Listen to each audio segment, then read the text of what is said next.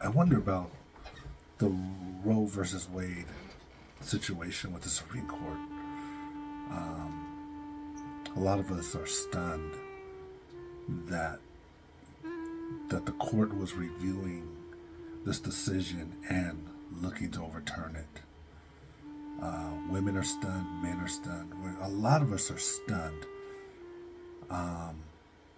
It's such a violation of our rights, human rights, humanity. It's a hypocrisy at its best. The vast majority of us are intelligent, and we understand the hypocrisy of this. We understand that the betrayal of this decision. This is a betrayal of us American citizens. This is a betrayal of our constitutional rights. This is a betrayal. This decision was already made. I get people want to debate it and discuss it, but this decision is already made. This was made many, many years ago. And now the court is looking to overturn it, sneakily overturn it. And they're upset because it leaked out. This is a betrayal to all of us. And I wonder, in this situation, I think this time for us Americans, I think they just went too far. Meaning, we've tolerated a lot of things, and we listen to a lot of people make excuses in government, talk about their foreign benefits, switch things around, gaslight us. We've heard a lot of things from government and these excuses, and we bought into most of us. A lot of us Americans have bought into most of it. But I think this of what they just did is going to be the turning point for this country, where people are going to open their eyes and they're going to realize for the first time that these folks that are in power, some of these folks that are in power, are not in power for our benefit. They have agendas.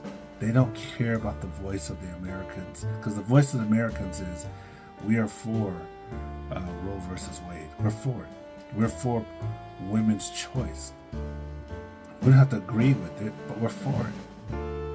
Women should have a choice. It shouldn't be that women are having a fight for their choice of what to do with their bodies or themselves. No one should have that kind of power over another individual. And yet here we are, the year 2022, we're still fighting over that. That's betrayal. That's betrayal of women, that's betrayal of men, that's betrayal of all of us citizens. It's a betrayal.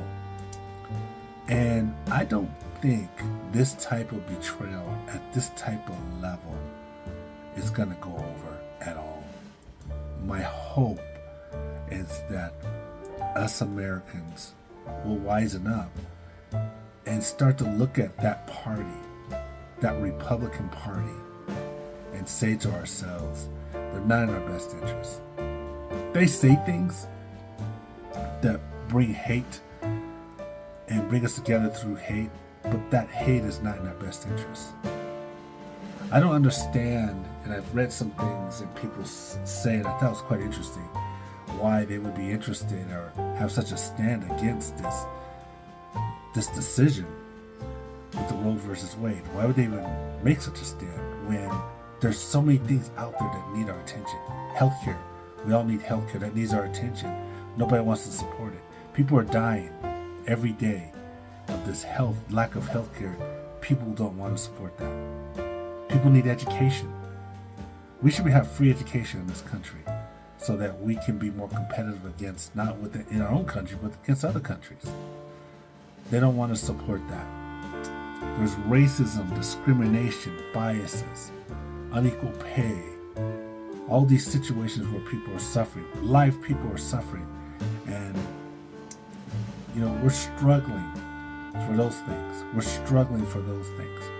But this Roe versus Wade, for some reason, that's some sort of point. We got police brutality. People are dying under the police. They're dying. They're getting killed brutally in some cases. People don't want to make a stand on that. But this they want to make a stand. I think this time I think they went too far. I think during the upcoming elections, because that's how we're going to win. If we vote against the people who make these choices for us against our will, we're the people. We are the people. We're democracy. We decide what's best for us. Not a handful of people. Not just because you're in power, you get to decide for what's best for us. We decide. But we got to get involved. We have to get involved. We have to vote. We have to vote in our best interest. Rich people and politicians are smart because they've gotten us to divide and side with them against our own interests. We all look different and we're different backgrounds, but our interests are the same. We need health care.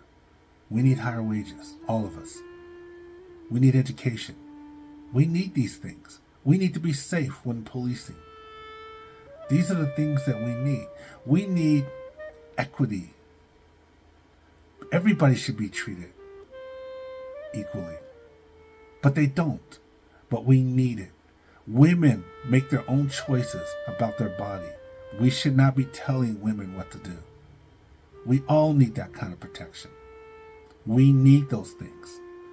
But they ignore all these things and they go against us. And they go against us because we allow them to go against us. And we allow them to go against us because we don't speak up. We don't put our voice out there. We don't vote in the right way. We vote with our parties. And these parties are against us. These parties are betraying us. They're not looking out for us.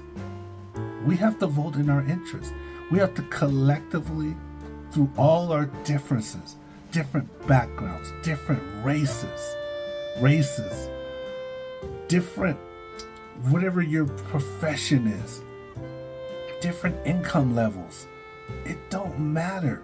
We all have to collectively come together and vote in our interest because our interest is all of our interest. We have to fight for ourselves. We have to fight for ourselves. Women have the right to make whatever choice they have with their bodies. And that's been decided many years ago.